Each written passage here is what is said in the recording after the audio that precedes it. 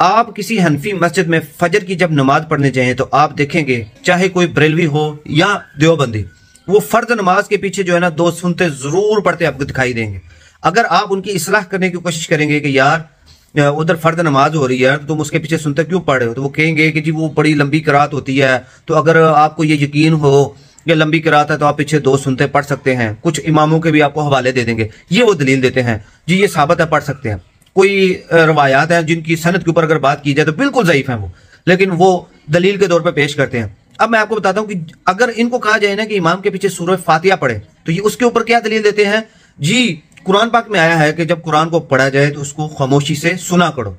और जब ये सुनते पढ़ रहे होते हैं तो तब जब वो किरात हो रही होती है ना तो वो भी कुरान ही पढ़ा जा रहा होता है मेरे भाई, उसको भी खामोशी से सुनना है। ये नहीं कि उसके पीछे सुनते आपने शुरू कर लेती है। कुरान को सुनना खामोशी से फर्ज है ताकि तुम पर रहम किया जाए। लेकिन आप लोग क्या करते हो कि सुन तो शुरू कर लेते हो, उधर इमाम किरात कर रहा होता है स्पीकर में बड़ी ऊंची से, आप उसकी परवाह नहीं करते। यहाँ पे अपने अकीदे को साबित करने के लिए ये साबित कर लेते हो और जो अहदीस में है फिर उसके ऊपर आकर रोना शुरू कर देते हो। हालांकि मेरा मौकफ ये नहीं है, मेरा मौकफ यही है कि जब इमाम किरात कर रहा है खामोशी से सुनो, अगर वो टाइम दे तो सूरह फातिहा पढ़ लो। मसलन अगर आप मगरिब की नमाज पढ़ रहे हैं तो एंड वाली रकात में इमाम साहब खामोश हो जाते हैं तो तब आप सूरह फातिहा पढ़ सकते हैं हनफी इमाम के पीछे, क्योंकि उसने टाइम तो देना नहीं। अगर आप इशा की नमाज पढ़ रहे हैं तो एंड वाली 2 रकातों में आप सूरह फातिहा पढ़ सकते हैं जब इमाम खामोश हो जाता है। लेकिन वहां पे ये नहीं पढ़ने देते, वो कहते हैं नहीं पढ़ना चाहिए क्योंकि जो है इमाम के पीछे नींद ली है, और दूसरी तरफ इधर कुरान पढ़ा जा रहा होता है, फर्ज नमाज भी खड़ी हो रही होती है। हालांकि नबी के वसल्लम की सही हदीस है कि फर्ज नमाज के पीछे कोई नमाज नहीं,